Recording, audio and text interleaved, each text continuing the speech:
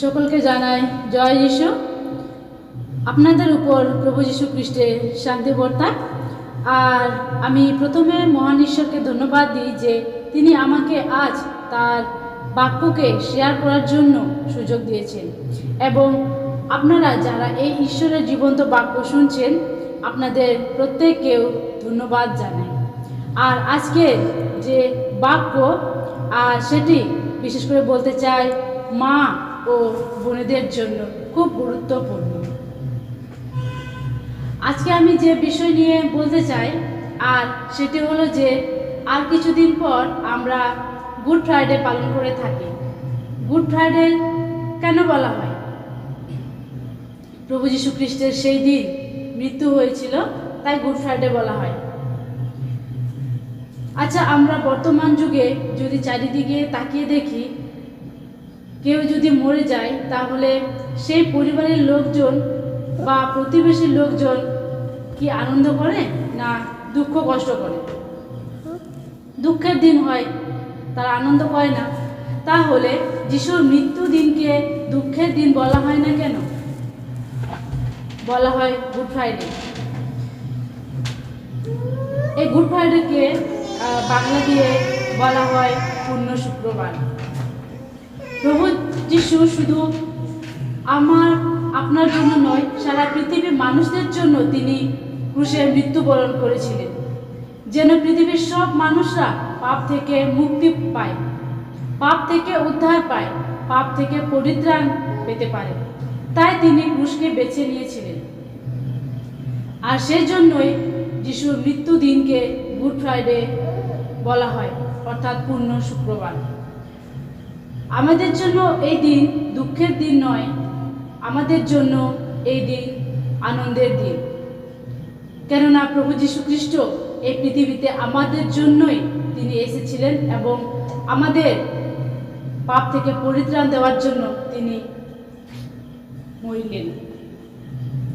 এবার মূল বিষয়ে আসি। যখন প্রভু যীশু খ্রিস্টকে ক্রুশে দেওয়া হয়েছিল, সেই ক্রুশের উপর থেকে যিশু 7টি বাণী বলে গিয়েছিলেন। সেই 7টি বাণী যিশুর বিশ্বাস বলার কারণ ছিল এই 7টি বাণী আমাদের প্রত্যেকটি মানুষের জীবনকে পরিবর্তন করতে পারে। আজ আমি আপনাদের সামনে 3য় বাণী তুলে ধরতে চাই। তো আসুন আমরা বাইবেল থেকে দেখি সেই 3য় বাণীটি কি। যোহন লিখিত সুসমাচার তার 19 অধ্যায়ের 26 এবং 27 পদ। আর এখানে বলছে, যিশু মাতাকে দেখিয়া এবং যাহাকে প্রেম করিতেন সেই শিষ্য নিকটে দাঁড়াইয়া আছেন দেখিয়া মাতাকে কহিলেন, হে নারী, ওই দেখো তোমার পুত্র। পরে তিনি সেই শিষ্যকে কহিলেন, ওই দেখো তোমার মাতা। তাহাতে সেই দণ্ড অবধি ওই শিষ্য তাহাকে আপন গৃহে লইয়া গেলেন।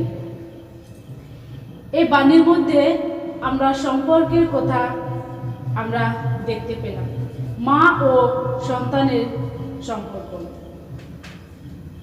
এখানে আমরা দেখতে পাই যিশু ক্রুশের কাছে সে 4 জন মহিলা ছিলেন। প্রভু যীশু খ্রিস্টের জন্মের আগে মরিয়মের কাছে এসে এক দূত বলেছিল, তুমি গর্ভবতী হবে আর এক পুত্র সন্তান জন্মিবে, তিনি মহান হবে, পরাৎপরের পুত্র বলা যাইবে।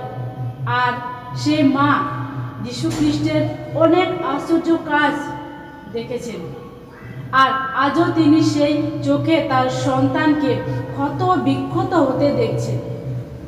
হাজার হাজার লোক যিশুর গায়ে থুতু ফেলছে, তার গায়ে চাবুক মারা হচ্ছে। সে মা জানে আমার ছেলে নির্দোষ, তিনি নীরবে সব কিছু সয়ে যাচ্ছেন, কেননা সে মা আগে থেকে জানতেন এমন হবে। একবার ভাবুন, যারা আমরা মা রয়েছি, আমাদের ছেলেকে যদি এমন ক্ষত বিক্ষত অপমান করা হয় আমাদের সামনে, আমরা কি চুপ থাকতে পারি? পারি না, কোনো মাই তা পারে না। মরিয়ম জানতেন তার সন্তানকে তার কোলে কেউই ফিরিয়ে দিতে পারবে না। এই তৃতীয় বাণীতে যিশু যোহনের জন্য সেবা, কর্তব্য, ভালোবাসা, আদর্শ রেখে গেলেন। যোহনকে কেন সেবা, কর্তব্য রেখে গেলেন? এই যোহন যিশুর শিষ্য ছিল। যোহনকে যিশু খুব ভালোবাসতেন, তাই যিশু যোহনের উপর সম্পূর্ণ আস্থা রাখলেন। কেন?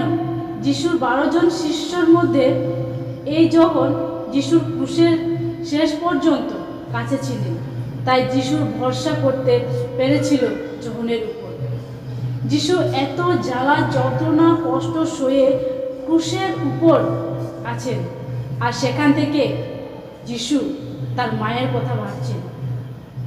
এখানে বুঝতে পারি মা ও শিশুর সম্পর্ক ছিল মধুর ও অতি গভীর সম্পর্ক।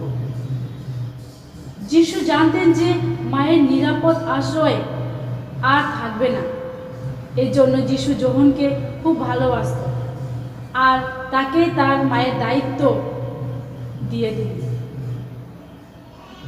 যোহন সে মাকে তার বাড়িতে নিয়ে গেল।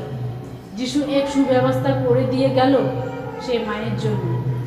যিশু যদি তার মায়ের জন্য এত চিন্তা করেন, তাহলে যারা যিশুকে অনুসরণ করে, যারা ঈশ্বরের বাক্য পালন করে, ঈশ্বরের বাক্যকে ধ্যান করে, তাহলে প্রভু তাদের জন্য কতটা না চিন্তা করেন।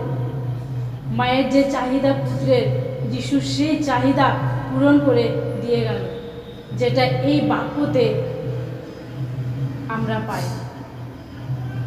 মা যেন সেই পুত্রের অভাব না বুঝতে পারে, সেজন্য যিশু মাকে বলল যোহনের দিকে হাত বাড়িয়ে, ওই দেখো তোমার পুত্র। মা ও পুত্রের যে সুন্দর, মধুর, অতি গভীর সম্পর্ক যিশু শেষ হতে দেননি। তিনি সম্পর্কটাকে চিরন্তন করে দিয়ে গেলেন। প্রিয় খ্রিস্ট বিশ্বাসী ভাই ও বোন, ঠিক সেভাবে ঈশ্বর আমাদেরকেও সুযোগ দিয়েছেন। ঈশ্বর যে বাক্য আমাদের দিয়েছেন, সেটা যেন সময় থাকতে যথার্থভাবে আমরা পালন করতে পারি। ঈশ্বর সবাইকে কিছু না কিছু দায়িত্ব দিয়ে গেছে, আমরা যেন সে দায়িত্বগুলো যত্নপূর্বক সহকারে পালন করতে পারি। আর বিশেষ করে বলতে চাই আজকে তাদের জন্য, সে মা ও বোনদের জন্য বিশেষ করে বলতে চাই, যারা মায়েরা রয়েছেন, যারা নিঃসন্তান, সন্তানহারা মা, যারা এখনো সন্তানের মুখ দেখেননি, বিধবা মারা রয়েছেন, তাদের দেখার কেউ নেই, আপনারা যেন তার জন্য দুঃখ কষ্ট যেন না করেন। যারা অনাথ বাচ্চারা রয়েছে, অনাথ ছেলে রয়েছে, যাদের মা নেই, যাদের বাবা নেই, তাদেরকে যেন আপনারা নিজের সন্তান বলে মনে করেন। আমরা এই তৃতীয় বাণী থেকে আমরা জানতে পারি। ঈশ্বর আজকে আমাদের এই শিক্ষা, এই তৃতীয় বাণীর মধ্যে তিনি আমাদেরকে দিয়ে গেলেন। ঈশ্বর তার আপন বাক্যে আপনাদের প্রত্যেককে আশীর্বাদ যুক্ত করুন। আমেন। জয় যিশু।